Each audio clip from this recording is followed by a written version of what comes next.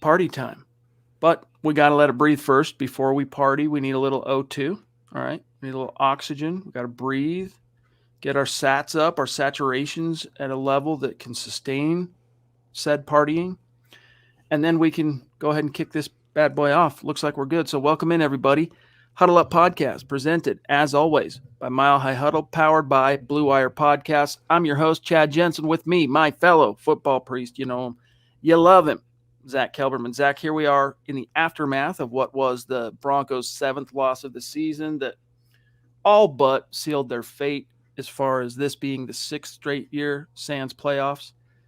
We got a little update on Teddy Bridgewater. He has been discharged after staying the night in the hospital. He is going to be in concussion protocol. Vic Fangio said today, highly unlikely he's going to play this week. So, are you ready for a full week of practice with the ones version of Drew Lock? And is that going to amount to a hill of beans of difference? Well, I'm ready for it. I don't know if the anti-Drew Lock people are ready for that. But, yeah, he's going to get the start, it looks like, in Week 16 against the Raiders and Lock's first start of the season. I don't think it matters much anymore, and it's ironic that he would get a start when the playoffs are no longer really an option for Denver, but that's the way the game goes. I'm happy Teddy's okay, first and foremost. It was a scary-looking incident. It could have been a lot worse, and fortunately, it's just a concussion, and I say just in quotations, but I'm ready for it. Whatever Drew wants to do, he's going to do. If he wants to be turnover-prone, he can be turnover-prone. If he wants to put some good tape out there, he'll do that. We just do not know. He's as inconsistent as the Broncos are. Let me ask you this. In your estimation, now, what I'm about to ask you is not asked in the spirit of any viable reasonable expectation that it's going to happen. So just keep that in mind. But if Drew Lock were in these, let's just say Drew comes out and balls out against the Raiders, plays well, Broncos cruise to a victory, move up maybe a little bit in the rankings, and he ends up, the Broncos going, you know what, we'll just finish off with Drew. We can't in good conscience keep rolling Teddy out there after 2 concussions and how banged up he's been.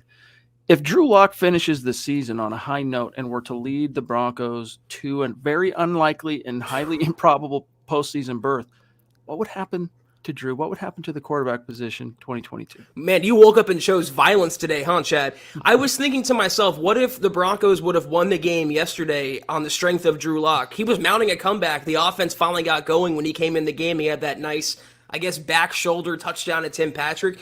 I don't know. They'd have a dilemma on their hands, but you have to play like the 9 degrees of separation game. If they make the playoffs, that would mean that Vic Fangio is coming back, and we know that Vic Fangio and Pat Shurmur don't like Drew Lock.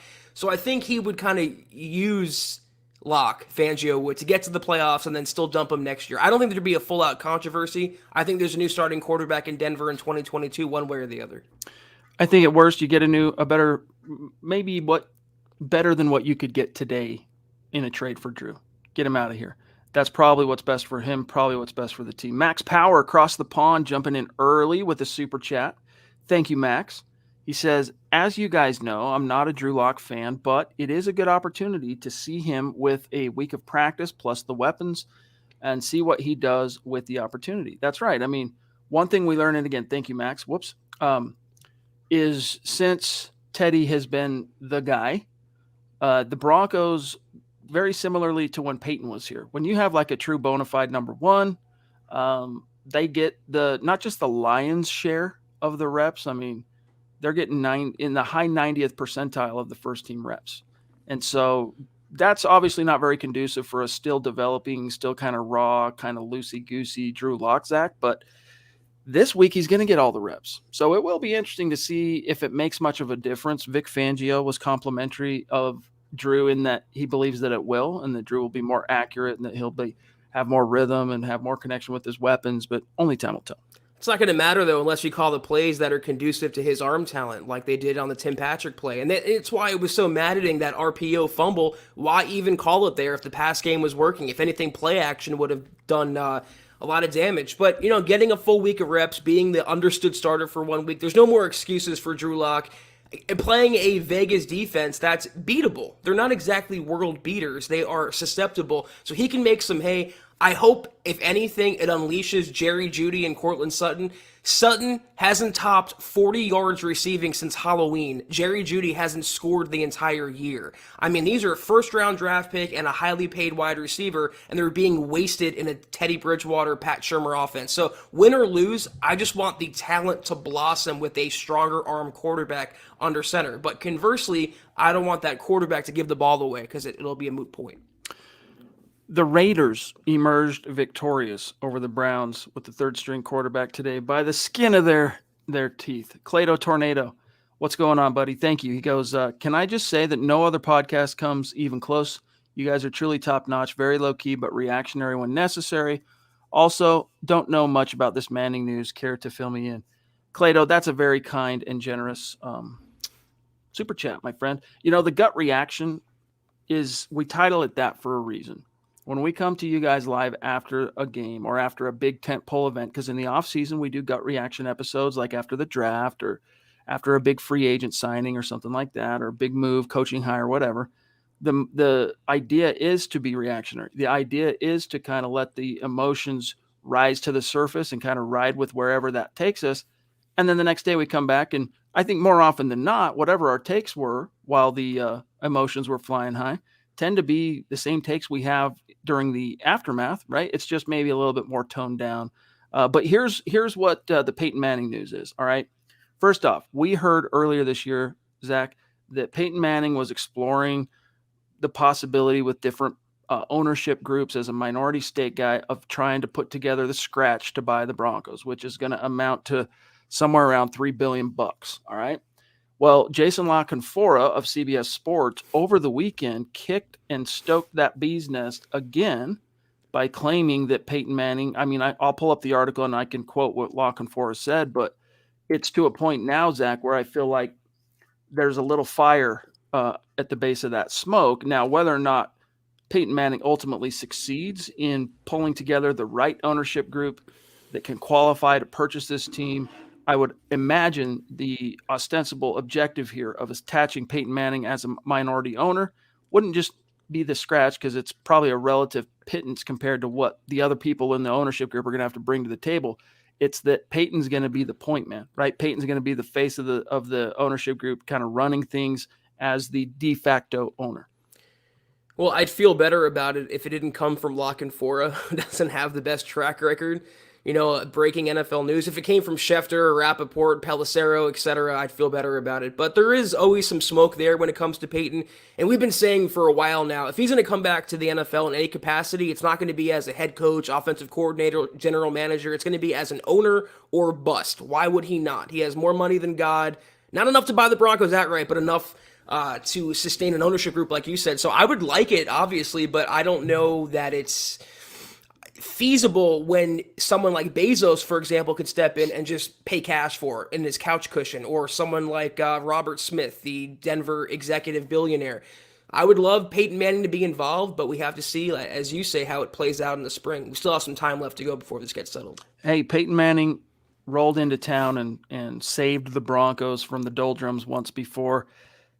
John Elway did it twice. Maybe Peyton will get to do it twice as well. But here's actually what La Canfora reported. Quote, sources said former Broncos star quarterback Peyton Manning, who is very interested in a potential ownership piece in the franchise and a possible role in serving in a management position as well, that's key, has already had discussions with several of the groups expected to be favorites to land the team, and his strong ties to Denver, where his family has lived since his playing days, and universal respect throughout the football world would be a boon to any potential ownership group aligned with him. Close quote. Zach, information aside, this dude needs an editor. Yeah, seriously. That's one sentence, dude. Yeah.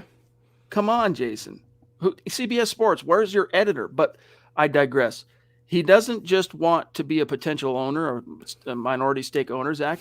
He wants a management position. Well, yeah, there's the run-on aspect too, but I was noticing how many times does he mention potential or possible in that one little graph. So it's all a bunch of conjecture as far as I'm concerned until we hear otherwise, until we hear something more concrete. I see potential, possible, potential. Three Ps, right? Potential, 2 potentials, 1 possible. I mean, it's easy to say that, and you kind of cover yourself by saying, oh, it could happen, but it's not a sure thing. I'm not going out on too much of a limb. But like you said, there's been some smoke here, and generally where there's smoke, there's fire in the NFL. So we'll see. Dave, one of our great community mavens in the house. Good to see you, buddy. He says the quarterbacks both have problems. Teddy's are his physical limitations. Drew's are between the years. My choice is Drew. Yeah, at this stage, it's swing for the fences. Really, it's swing for the fences. And if you are going to swing for the fences, Drew's the guy who gives you the best chance to do that. Zach, real quick here. I just want to read this, then we'll grab Blue Jay. On that same topic of the Broncos, Lock and Fora reported, this was before the Broncos lost to the Bengals, but only just before. He reported as far as could George Payton, the GM, make a change at coach, fire Vic Fangio early, whatever. Quote, the timing of this potential sale coming could also have an impact on football operations, as often owners are keen to begin putting their own people in place on the business side and in football operations. If the Broncos are under new ownership, then a change is still possible in March. But the team has presently constructed will review any coaching changes necessary immediately after the season. Now, close quote. I could have written this and pretended like this was a scoop, right? Like there's nothing here. I'm being told, source, anything. But it is interesting to hear that, I agree that George Payton's not firing anybody until at the soonest Black Monday. Could, possible, potential. I mean, it's just all throwing it up in the air and seeing what sticks against the wall. So he's putting himself out there, Lock and Fora, but again, you have to remember his track record when breaking these news pieces. He's not exactly a, overly credible source in the NFL realm. By the way, Todd Osendorf, congrats on your promotion, big dog. Here's Blue Jay, a newer name that I don't recognize in the super chat. So welcome and thank you. Connect with us on Twitter, Blue Jay. He says, been watching the live stream recordings and reading MHH articles for 2 years. About time I show some support. Keep up the good work. Heck yeah, big dog. Appreciate that, Blue Jay. Thank you. That means a lot to us. Hope you know that. Appreciate you. Steve Lazewski in the house with some stars. You the man, brother. Appreciate that. On that topic, you know what I just realized, Zach? We can grab another comment or chat here. And while we do, we haven't done an update on where the Stars contest is for a couple of days. Doug Raquel says, come back, Peyton. Yeah. People are wondering, what is the title of, where's Peyton involved in this? It's nothing to do with Peyton Drew. It's nothing to do with Peyton being a coach. It has to do with Peyton potentially 2 potentiallys and a possibly being involved in an ownership buy. I'm looking here, and bear with me 1 second. Come on, internet. There we go. Here's where we stand. Let me blow this up so y'all can see it. Okay. Where are we, Zach? We're at 12:20, so we've got 11 days to go, basically. And on our Facebook goal, of course, we're trying to reach 250,000 stars in the month of December. When we do, we're going to raffle off a Broncos jersey of the winner's choosing, and the only people in the running for that raffle are the people who contributed to the goal. Right now, we're 50% complete, all right? But we've surpassed more than 50% of the month. So we are still a little bit behind the 8 ball, but here's who's in the running for having the most tickets in that hat for the raffle. Travis Weber at the top, Miguel, Shane, Lawrence, Doug, Andrew Baker, Michael Ronquillo, Stone, Peter, and Yvonne in the top 10. So guys, we're at 50%. We want to raffle off that jersey, but we're a little lopsided right now. We got a little bit of ground to make up. Mike Reno says, Jeudy is nothing but a decoy under Pat Shurmur. So very sad. Let's fake the jet sweep to Jeudy over and over, but never let him run it. Yeah, he was shut out yesterday, targeted 4 times, Zach. And then did you see the Twitter spat between Jeudy and Eli Apple today? Well, Eli won that one. He had a better game than Jeudy had a better game. So, you got to talk your crap when you can talk it. But it's a shame that they don't even hand the ball off to Jerry Jeudy. Again, you mentioned the fake sweep there, jet sweep, Mike, and you're absolutely right. He's a decoy, nothing more. A first-round, high upside, all the talent in the world decoy in this offense. An offense that wastes, by the way, Cortland Sutton, Tim Patrick, Noah Fant, et cetera, et cetera. I don't buy the rumors that he's trade bait or a potential throw into an Aaron Rodgers or Russell Wilson trade, for example. Just get him the ball. Get him the freaking ball. Let him make some plays. He should never have a game where he's 0 for 0 on 4 targets. No catches, no yards, completely shut out of the offense. That is unacceptable. You have to find a way. I don't care about the quarterback. I don't care about the game situation. Find a way to get the ball in the man's hands. The tweets are gone now. I'm not seeing them for what it's worth. Make sure I'm not missing something here because I saw it earlier. Man, I should have screen grabbed those.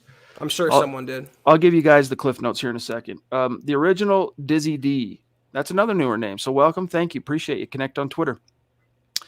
I like how Locke tries to stop defenders after a turnover. This is what we've been reduced to. Our quarterback, when they turn the ball over, he tries to stop the guy with the ball. But yeah, he tried. Whatever. Drew put on some pounds for what it's worth. Drew got a little thicker in this past offseason. I don't know how much good it did him, but he did. I'm so over just talking about bad, mediocre quarterback play. At this point, Teddy, Drew, it doesn't really matter. I just, like you said, if we're talking about the fact that one quarterback, when he turns it over, runs down the field and tries to get the ball back, I mean, that's a sorry state of affairs. Swagnash in the house. Good to see you, my friend. Says, man, I'm pulling for Locke so hard. I wish he'd get out of his own head and just play football. Dude has sick arm talent. Really Brett Favre like, go Broncos. Yeah, he does have sick arm talent. And that's one of the things that makes you, it's just such a, I guess it's not a tragedy, but I'll call it a football tragedy, is the dude is legit in terms of the talent. But dude, what do you got between the ears? Like even Brett Favre, kind of the stereotypical redneck type guy when you hear him just talk, especially dating back to his playing days. Like he kind of played into that, kind of lived up to it. But when the chips were down, the bullets were flying, Zach, that dude was as smart and savvy as any guy on the field. And Drew Lock up to this point, hasn't proved that he has that same kind of presence of mind, poise, savvy. Although, again, as I mentioned last night, I do think there is a difference between poise and presence of mind.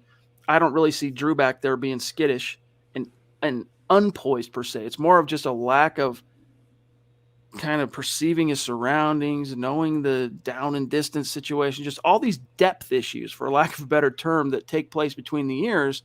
He just has a hard time, Zach, juggling those at times. But then he'll make one of those plays with his arm where you're like, Judas Priest, man. If there's a coach out there that could figure out how to reach this guy intellectually, he's got some serious talent. Yeah, the only commonality between Favre and Drew is that they're so inconsistent, or, Favre was. He can follow up a beautiful touchdown pass with the most boneheaded pick you'll ever see. That's exactly what Drew Lock is. I saw a comment that's really true. I don't want to take credit for it, but the only reason the Broncos were in the game yesterday for Locke to give it away was because of Locke. He had the touchdown drive, then he marched him back down the field again. They were about to score, not because of the running game per se, but the passing game, and Drew Lock making throws that Teddy Bridgewater just can't make. But I see some comparisons. Go ahead, flash them. I saw it real quick from Todd here. I don't agree with that either. I mean, no. Sanchez dreams of having the arm that Drew Lock does. But see, that's what he gets reduced to. That's the one association you have with Drew Lock. Butt fumble or any sort of turnover that Drew Lock commits, fumble, interception. He's known for that type of quarterback. But if you're talking about physical talent, God-gifted ability, it's Drew, greater than Mark any day of the week. If you look back to the Drew Favre thing real quick, and for people that are, eating their hearts out, how dare you compare Drew Lock to Brett Favre? We're talking about their arm, okay, and just like general skill set. Brett Favre, from a scale perspective, like you said, he'd make that jaw-dropping big play, touchdown, whatever. Like, how did he fit that? And then the next series, throw a boneheaded thing. The difference between him and Drew on that front is Favre had a much bigger body of work scale-wise in he'll throw 4 touchdowns in 3 of the last 4 games, and in 2 or 3 of those games, he'll have been picked off twice or whatever. The scale is significantly higher. Like, he was a much more prolific producer. Once he got to Green Bay, right? He kind of like Locke, he was a 2nd-round pick in Atlanta that didn't jive with Jerry Glanville and wasn't looking good for him until he got dealt. And then the Magic Man, Scott remembers this. He's old enough like me to remember this when the Magic Man Don Mikowski went down. Brett got his opportunity. Maybe that's what Drew needs. He needs to go somewhere else, live to fight another day, get better, find the right coach, hopefully, because that's one of the things that saved Brett Favre is he landed with Mike Holmgren. Probably weren't too many other coaches besides Mike Holmgren that could have reached him at the time. Mike Shanahan would have been one that would have, but I digress. Michaela in the house, and then I want to grab a Todd Ostendorf here. Appreciate the Duchess jumping in. She says, Peyton and Elway ownership is intriguing to me. Yeah. How would you feel, Zach, about John Elway as an owner, but knowing that if he had any kind of stake, would you really be able to see him stepping away from any kind of meaningful control on the day-to-day? I mean, he did a good job. I think he's done a good job of that so far, like with the whole passing the baton to George Payton. So maybe I shouldn't be quite so skeptical that he could do it. Well, I think there'd be a conflict of interest with him being the former GM and him being the owner now, being the top dog in the building. He would have technically control over whatever GM George Payton otherwise that's underneath him. I don't think it would work out. Peyton Manning as an owner or an ownership group, that's one thing, but Elway and Peyton, first of all, the power struggle there, the ego, too many big names in one ownership group. I feel like it's one or the other, and I don't think Elway wants to do it. I think he genuinely wants to bow out, retire. He's been around the game for how long now? 40 years? More than that? So he's been around the game for 40 years, yeah. As a player, executive. Mm-hmm. So I think he wants his time off, and honestly, he's deserving of that. I think, it's like when we read that book, Elway, A Relentless Life by Jason Cole for Broncos Book Club. You learn that there are certain things that certain guys in his life, certain people that can kind of egg him on to do things that he wouldn't necessarily want to do. And then he looks back on it and he's glad they egged him on. He's glad he was kind of pushed in a certain direction. And yeah, Tim, we'll see if Drew can beat the Faders, but maybe that's the case. Back to what Todd's asking about Elway here. I just don't see it, bro. I don't think Elway, he said here, he's on the way out soon. I think the guy just wants to step off on a good note. He might have retired this year if we'd made the playoffs. He's retiring no matter what, dude. Like, his contract is up. I don't know exactly what the date is of the expiration, Zach, of his contract, but suffice to say, this football season is it for John Elway. He's riding off into the sunset, barring some kind of ownership stake. And we have heard another report, if you can remember, guys, back in this summer, similar to the Peyton one, that Elway's been associated with a potential ownership group that's scraping together the billions that it'll take. Thank you, Tim, for the stars, to buy the Denver Broncos. But why would you want to do it if you're John? I mean, think about this. 1983, you become a pro in football, right? And then from 1999 until 2011, so 12 years, you're not in the NFL. But if you know Elway's backstory, Zach, he was not only doing the whole car dealership thing, but he was really intent, really motivated to get into the league on the scouting side, on the personnel side, but he needed some bona fides. He needed some kind of skins to hang on the wall. And so Pat Bowlen, one of those guys that could egg him on, one of those guys that could inspire and motivate John, they got in partnership to go do that Arena League deal, the Colorado Crush, and he got to the top of that mountain. So he's been doing the whole football thing at a high level, making millions and millions of dollars for a long time. At a certain point, you would think, Zach, that he's like, okay, Broncos, I've given you my pound of flesh. I brought home in one form or another 3 different world championships. Thanks for everything. It's been real. I'm going to go kick back, see my 7 grandkids or whatever it is, my new wife, all these. I mean, he deserves that. It's unfortunate that he's not going to get to go out on a positive note. He's just not going to be able to this time. But how many quarterbacks get that fairy tale? How many executives get that fairy tale? John and Peyton are the only 2 guys in the NFL who have been able to do that. Tom Brady has had the chance to do that. We'll see if he actually ends up really getting in one more shot to retire a world champ, but it's rare. You know what? I think he is going out on a positive note. If you look at it one way, he left the franchise in really good hands with George Payton. I think any rational Broncos fan realizes that. The future is looking very positive, and the arrow is pointing up under George Payton. A couple other points here. John Elway pretty much is the de facto owner of the Broncos. His name will always be synonymous with Denver and the Broncos organization, even if he owns them technically or not. And another thing, If he wants to get out of the spotlight, I think being part of an ownership group would give him more spotlight than ever before. Because that would mean he's at the forefront of every major decision, hiring, personnel, marketing, advertising, otherwise, as the owner. So I don't think he wants to do that. Like you said, I think he wants to retire and finally enjoy his personal life that he's been putting on the back burner for 4 decades now. Andrew Baker saying, thank you, by the way, my friend. He says, we just got to enjoy these last 3 games the best we can. We will all miss Broncos football as fans or analysts.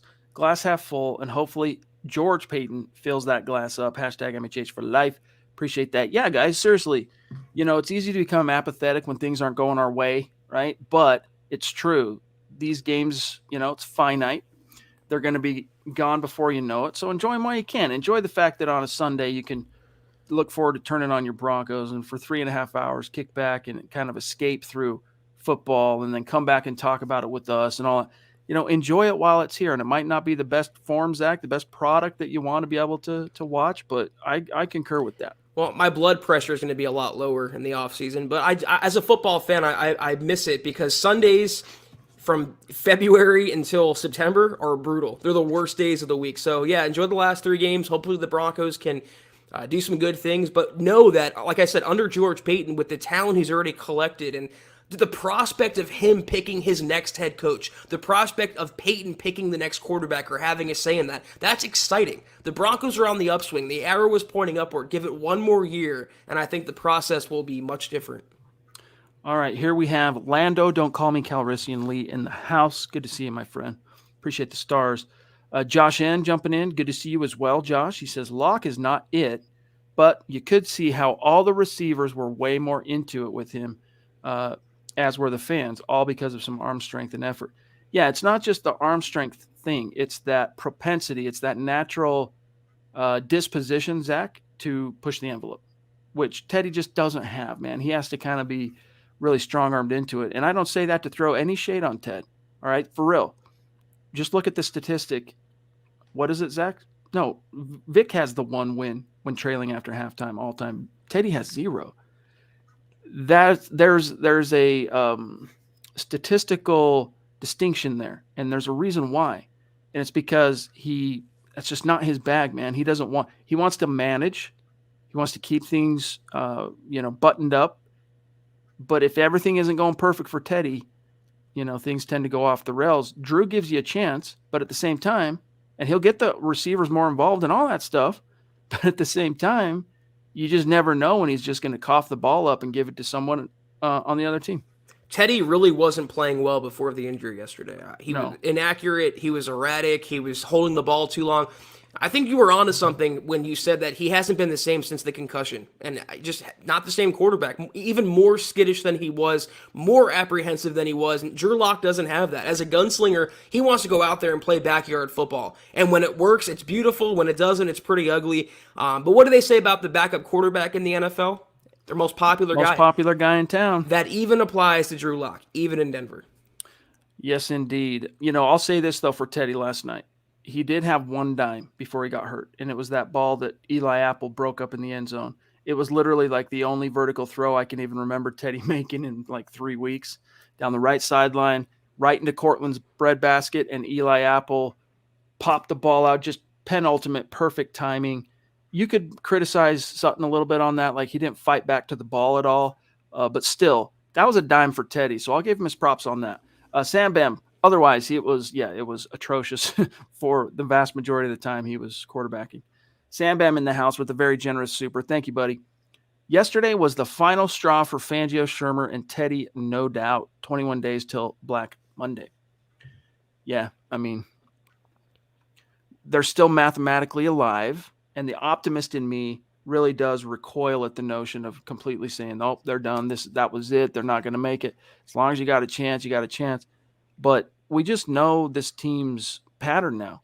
They'll probably win this week because that's what they do. They win, then they lose. Then they win, then they lose. But 2 more wins, let's see, no. Yeah, even 2. So the pattern would be 2 more wins, 1 more loss with the 3 games left to go. That still put them at 9-8 if that's how it were to shake out, Zach. But I still don't think that'd be enough with an uber competitive AFC to get their foot in the door. Well, here's the problem. that is the pattern, but they win against bad teams. And Vegas isn't a bad team. They beat the Broncos already. They're not a great team. They're not Kansas City or another title contender, but they're not the Lions either. So the Broncos, and this game's at Vegas too. It's not going to be an easy one by any means. And the Raiders are going to want to spoil the Broncos season even more and go for the sweep this year. That means a lot in the AFC West and for divisional opponents. So they're going to have to come correct in this game. And I don't know that they can or will. Now, especially with Drew Lock under center. Because regardless, with Pat Shurmur and Vic Fangio versus Drew Lock in a sense, I don't see it materializing. Dude, Scott just reminded me, Favre was traded for a first-round pick. A second-round pick who had not seen the field. Dude, who was GM in that squad? Because they deserve whatever version of like the Oscars that might exist for professional football. Man, Mike Reno, in my opinion, Locke just has a problem to compartmentalize the situation. If that is possible to be fixed, he'll be a really good quarterback.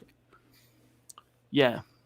It's between the ears stuff. And that's one of the reasons why I still believe it was a mistake not to just roll with him this year as your incumbent because of all the development you put into him. You needed more time. He needed more reps. He needed more on-the-job training, so to speak. And I think this team, as constructed, Zach, and with the number of injuries we've seen unfold as the season got into itself, you'll probably be about the same as where you are now, whether it was Drew or Teddy. And with Drew, you'd have kind of, I think, gone through more of the refiner's fire to know 100% for sure without any doubts, reservations, or questions whether or not he's got a chance to be your future guy. And they believe that now, I think. I do believe the Broncos are like, yeah, he's not our future guy, but they don't know that. That would have allowed them to know that. It's just giving me some bad flashbacks because we were saying these same things and getting the same questions and comments about Paxton Lynch. If he can only compartmentalize and fix it between the ears, he'd be a good quarterback. But unfortunately, fixing it between the ears is a lot harder than fixing it with your arm or coaxing more arm strength or accuracy. You can mask those things. You can't mask ineptitude or mental ineptitude playing the position. It's tough.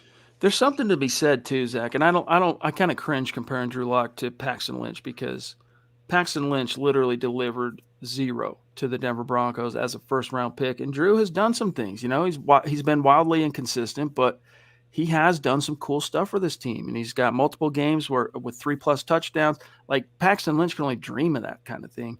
But I digress.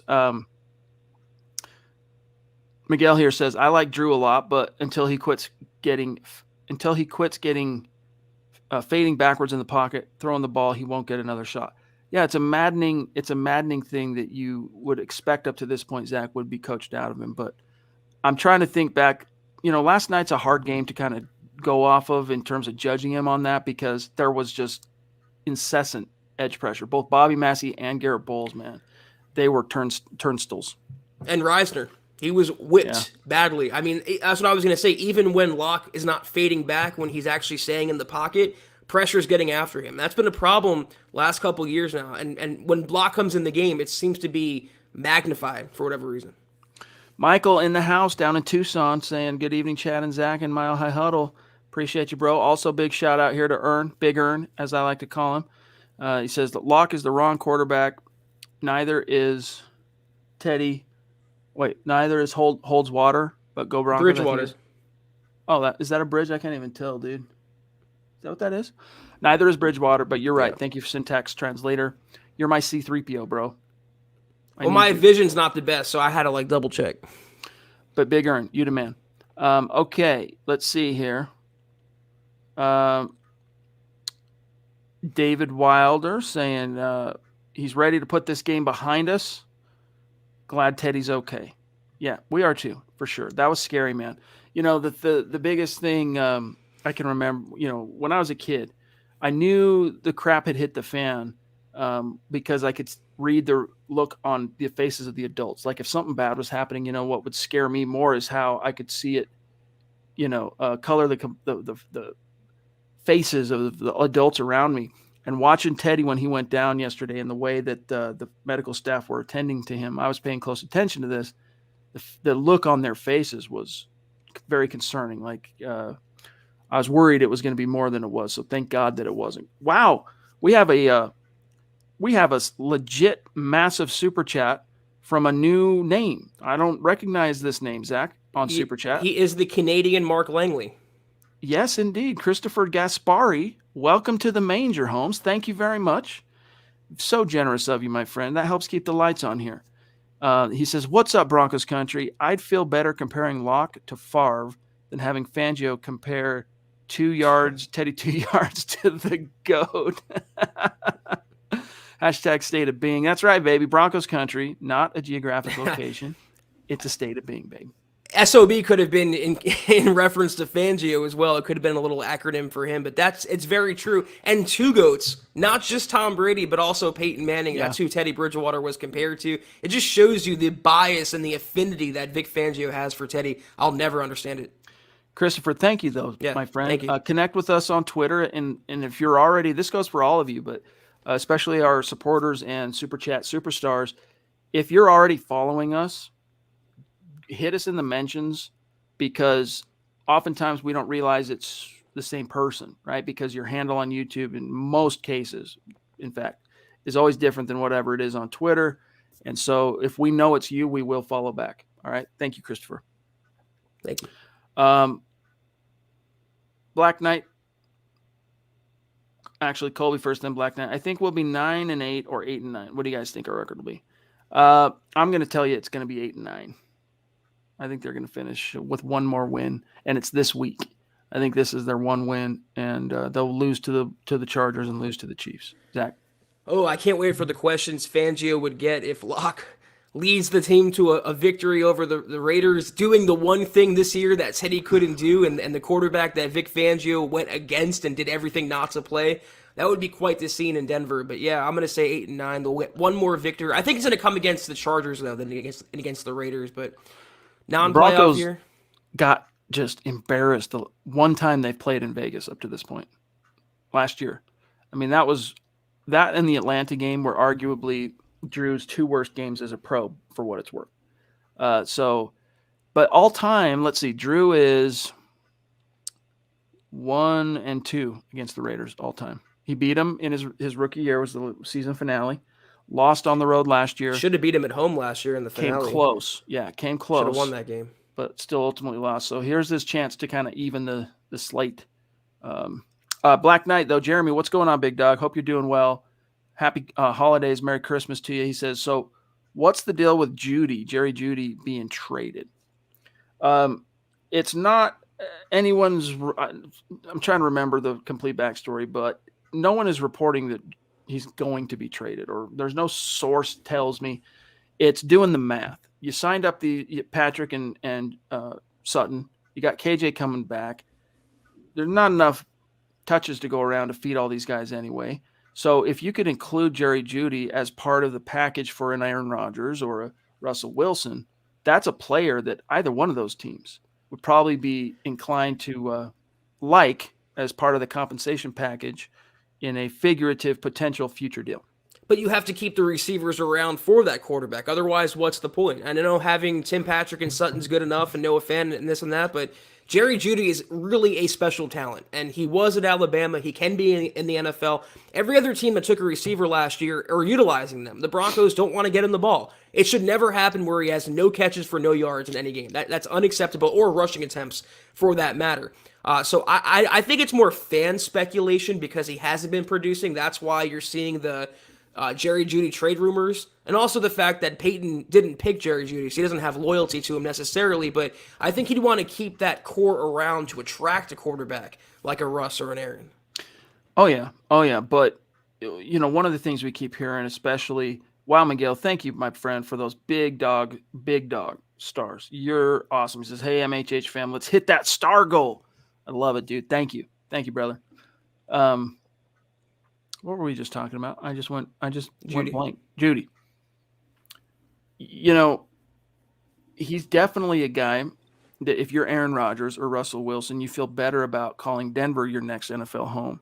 If you know you've got Sutton and Patrick on the outside and Jerry Jeudy working from the slot, you're going. And Noah Fant and Albert Okwuegbunam, I got it made in the shade, bro. You take Jeudy from that, you still got it made in the shade. And I could see especially the Packers, because we don't know what's going to happen with Devontae Adams. You said it. That's exactly what I was going to say. I'm not making this comparison, but on a very loose scale, Jerry Jeudy is comparable to Devontae Adams. Route running, the fact that he's a technician off the line of scrimmage, his game-breaking ability, he's the closest thing the Broncos have to an Adams. And if you followed Rodgers' career in Green Bay, he loves him some Devontae, as he should. So I would keep him around. That's what I would do. All right, Fernando, good to see you, my friend. You've been with us a long time. When you're not with us, we weep. But tonight is not that night because you're here, bro. Thank you. He says, keep up the great work, gents. Appreciate you. Appreciate you, bro. Connect on Twitter.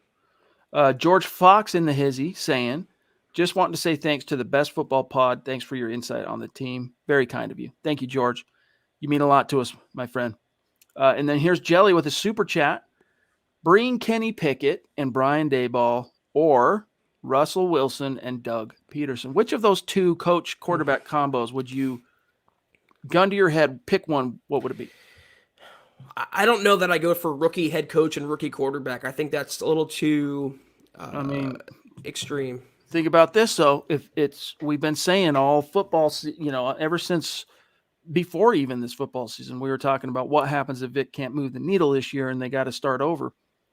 Get that younger, even if it's not a young guy per se, but like one of the more innovative offensive minds, allow him to go pick his quarterback. What if his quarterback, though, was Kenny Pickett?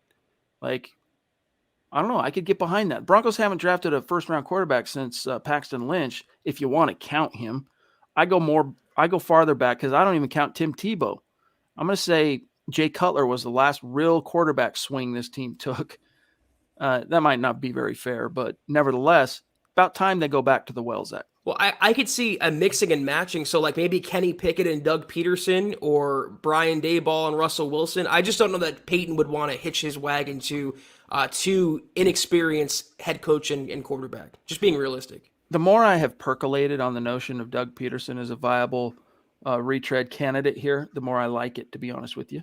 We'll see how it shakes out. Juero Vidal, what's going on, my friend?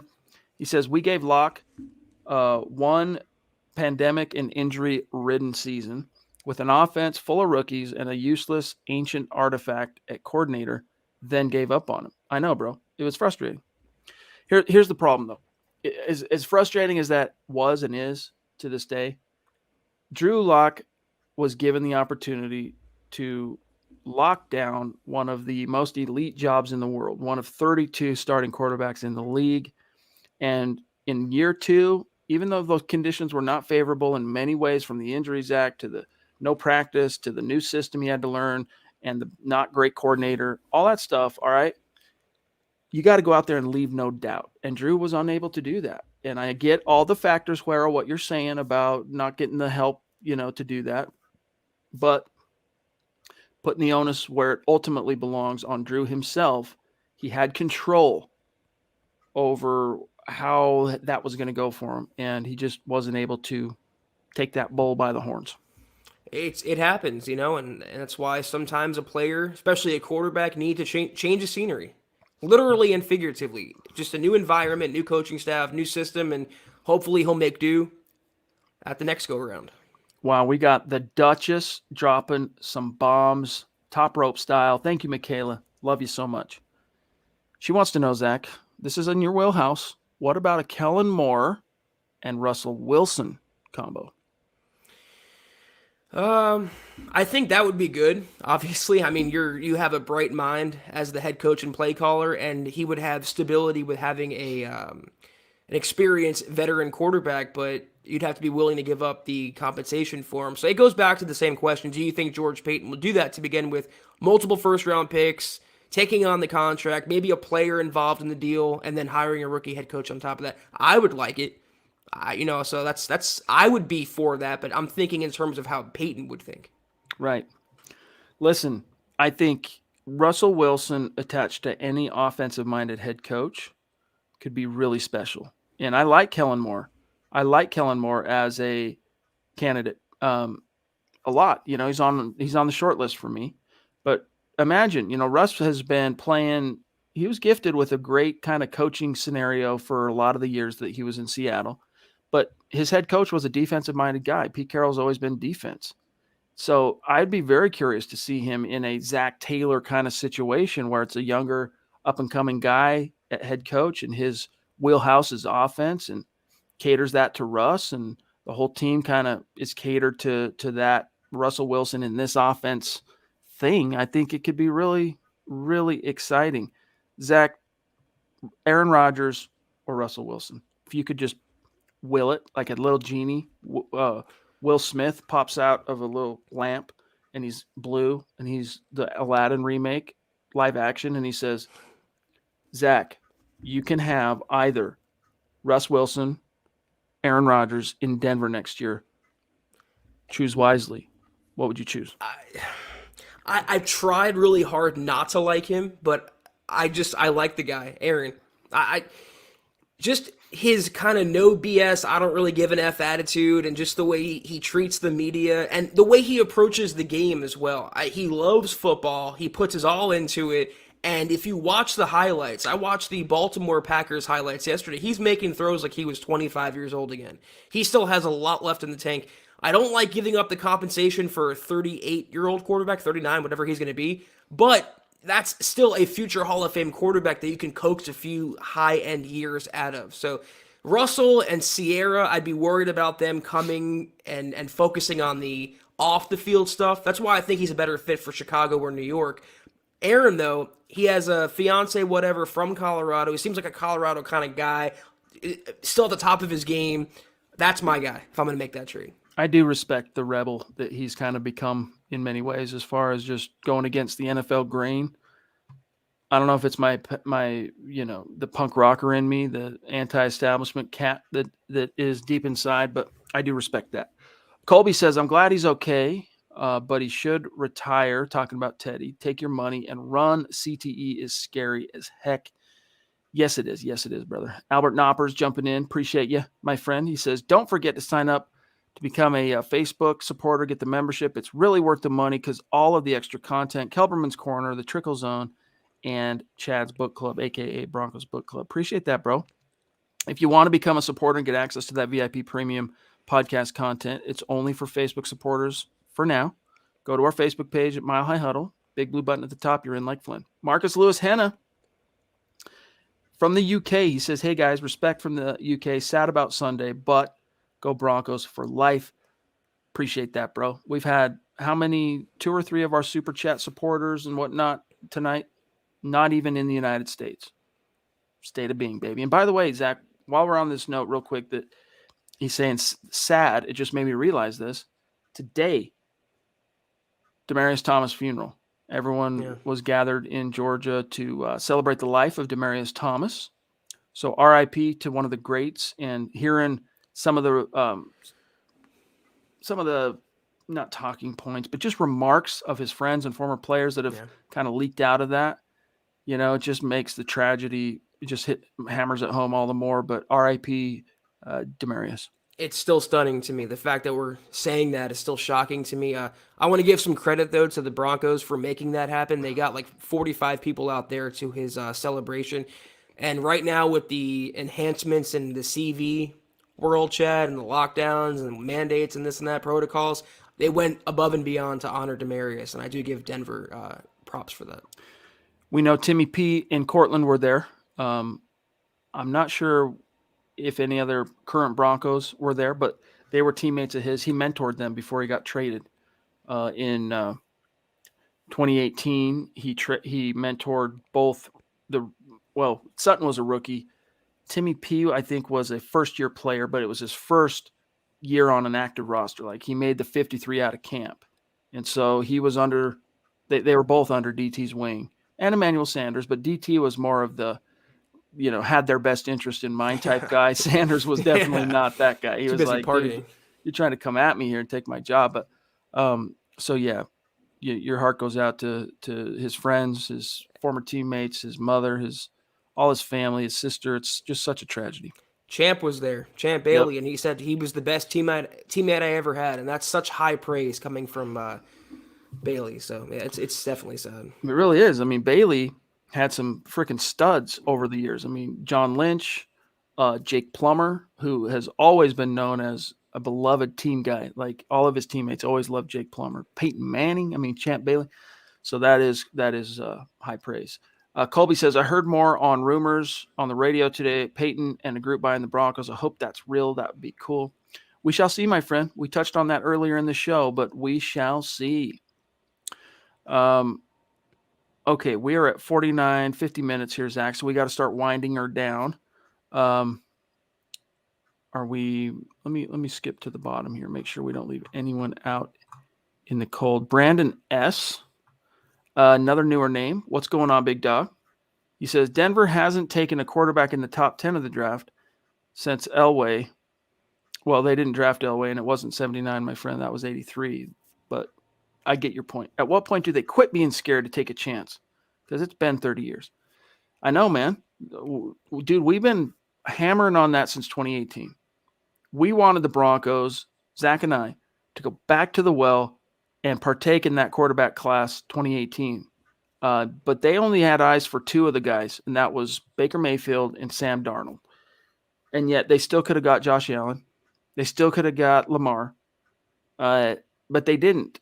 And each and every year, they've really, Drew was a high round guy, but he wasn't a first round pick. It's just a different thing. Let me tell you why.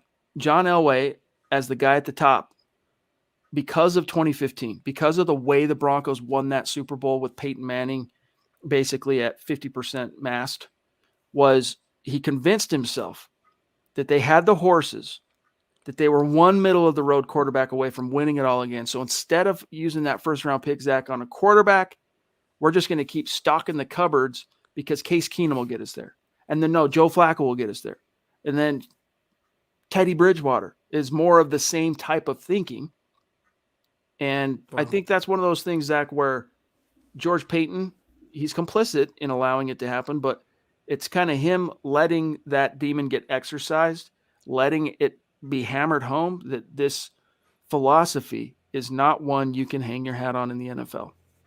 I just saw Christie's donation, and it stuns me how generous she is. But I wanted to say real quick, the only thing that's positive, if you're hoping the Broncos go back to that well, there was a theory that Elway was gun shy after Osweiler, after Paxton Lynch, and he wouldn't want to gamble on a quarterback. That's why, like you just laid out, he went for veteran holdover bridge guys, no pun intended. Peyton's not going to have that same affliction. I think he'll go all in for the quarterback he wants. It kind of ties into my second point. No matter if it's a number 1 overall, number 32 overall, number 142 overall, if you think that's your guy, if you have enough conviction, pull the trigger. Run that draft card up. So that's what I want to see. It doesn't matter who's in the top 10. It doesn't matter where they're picking. If they think that's the guy to lead them for the next decade, so be it. Take him. Christy, so sweet of you. Thank you, my friend. We love you. Very symbolic. $88 super chat for in honor of DT. Appreciate that so much. Love you, Christy. Thank you. We got Ron Dub, who we got to kick it with back in October. Was it October? It was October. Yeah. Or no, it was September. End of September. I'm tripping. He came all the way from Georgia to kick it with us and go to the game, and that was a lot of fun. Hope you've been well, my friend. Happy holidays. He says, hey, guys, long time. If you were George Payton, would you draft your own Q or try to get a vet like Rodgers or Wilson? What would help us more long-term? Long-term, you can make an argument for Wilson because he's only 33. But if it's about long-term, draft. Problem is, no one likes this draft class for quarterbacks. So I would try and find to kind of split the difference here, Zach. I would still go all in on either Rodgers or Wilson, try and get one of them here, and knowing that, my first 2 years I've got one of these guys, I'm not going to have a first-round pick to spend on a quarterback. But after that, it's got to be high priority to use one of those picks on the guy to succeed whoever I land. Well, you have to figure where Peyton came from. That would be Minnesota. And in his 10 years there, they only used 2 first-round picks on quarterbacks. That's Christian Ponder and Teddy Bridgewater. Their current quarterback they signed as a holdover in Kirk Cousins. He's a veteran guy. So if he leans on that with what he had with Rick Spielman, I think he might go after the veteran. That might be his first inclination, is to make a play for Russ or make a play for Aaron. If that doesn't work, You still have the draft in April. You can get your guy in the top 10, top 15, wherever. That's where I would go with that. It's time the Broncos not take on everyone else's veterans, everyone else's used up talent. Make your own talent. Develop your own talent. Build up your own guy and have him for 10, 12, hopefully 15 years. That's the right way to go, but we'll see. By the way, I got to throw this out to the community. Do you want a Mile High Huddle live podcast the night of Christmas, Saturday night? Let us know. We'll put a poll out in the community on YouTube, and you guys let us know if you want a podcast. Huero jumping in again. Thank you, buddy. Even though he sucks at head coach, what happens to the defense after Fangio is fired? Also, it doesn't look like any Broncos are making the Pro Bowl. Shake my head. Yeah, no one really transcendent this year, on Exactly. either side of the ball. I mean, I think there's a strong argument for Justin Simmons. I mean, I think he does deserve to be. Started off slow, but he's really, for the better part of the season, he's been elite safety. 5 picks. It would be, to me, a little bit of a disgrace if his peers don't vote him into the Pro Bowl. But aside from him, Zach, who has a bona fide, lockdown, open and shut case for the Pro Bowl? Like, name me one guy. Javante's been too much of a drip feed.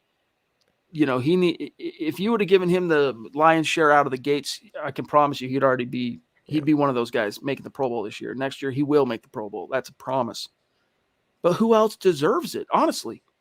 PS2 came to mind, but he might be a little too green. I mean, I don't think he has the stats to back it up. It's tough to break it in the AF. That was my comment about Simmons. I don't think he has the name recognition like a Tyrann Mathieu or even a Kevin Byard at safety in this conference. I was going to say Surtain, but Kareem Jackson was leading the safety list a couple weeks ago. I don't understand that asinine. at all. Completely asinine. But Surtain, look, he's got 4 picks on the year. He's deserving of some, definitely. Like, I think Surtain is a candidate. Alternate. Like, he's a Pro Bowl caliber guy as a rookie. Next year, I think he's going to be open and shut Pro Bowler. Alternate guy this year, just on the verge, needed. Like I told you, when he had that 2-pick game, I told you, people were asking us, hey, is this how does he, eclipse Micah Parsons for defensive rookie of the year? And I told you, he needs at least 2 more games like that one, similar to that, where it's not just an interception, but like big highlight type play where he returns it to the house or whatever. You got to stay front of brain, especially not just for the fans, Zach, but it's the peers in the NFL, man. Like, it's the coaches and players that make up 2/3 of the Pro Bowl vote. Marcus, appreciate you. One thing we didn't touch on yesterday was the touchdown that Burrow had, the long one. Simmons really takes some terrible angles sometimes. What was he doing defending that pass? He was getting spun around. It reminded me of the Sam Darnold run against the Jets. Was it last year or 2 years ago? 2 years ago. I mean, sometimes, like, he's a good safety and all. I don't think he's the best safety in the NFL, but he just takes some really bad angles. No, it was last year. It was the rip and start. My bad. Yeah. Point still stands. Guys, we got to dip on out of here. Love you. Appreciate you. We're off tomorrow. You know the drill. But, Zach, if you want to do that rundown, I'll pull up our shout-outs on Facebook. Yeah, that was the Huddle Up podcast, guys. We'll be back on Wednesday evening to get you ready for the Broncos Week 16 contest against the Las Vegas Raiders and turn the page on the Bengals loss. In the meantime, follow us on Twitter at HuddleUpPod. You can follow the main account on Twitter at Mile High Huddle. Follow Chad on Twitter at Chad and Jensen. Follow myself at Kelberman NFL. Follow Scott on Twitter at Scout Kennedy. If you haven't, go to HuddleUpPod.com right now and get yourself a comfortable, nice, stylish hat. Get yourself a coffee cup, beanie, a lot of things in that store. Your one-stop shop at HuddleUpPod.com. And if you haven't, Facebook.com/Mile High Huddle. Albert Knoppers brought it up earlier, but we have 3 exclusive shows each and every week. Kelberman's Corner, Broncos Book Club, and Trickle Zone, $5 a month. Worth every penny, I promise you that. Also, Facebook.com/Mile High Huddle Pod. Like that page and follow that page. And if you haven't already, go to Apple Podcasts and leave your football priest a 5-star review for a chance to win some swag each and every month. But if you can't do those things, do these 3 things. Subscribe, like, and share this video and every video you see on the MHH channel. Helps us grow and reach more Broncos fans just like you. That it does. Appreciate you guys. Here is a shout out to our great Facebook supporters tonight. Michael Ronquillo at the very top. Love seeing that, bro.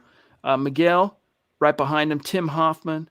Some mad love there. Doug Raquel, Colby C. Collier, Andrew Baker, Marcus Lewis Henna, George Fox, Lando, Don't Call Me Calrissian Lee, Mike Reno, Steve Lazuski, and Dave Glassman. Much love and respect to each and every one of you. Mile high salute to all of our Super Chat superstars. You guys who support these shows nightly, you're the reason we're able to keep doing this, keep the lights on, and even contemplate doing a podcast on Christmas. So love you guys. Appreciate you. Take care. And as always, guys, go Broncos.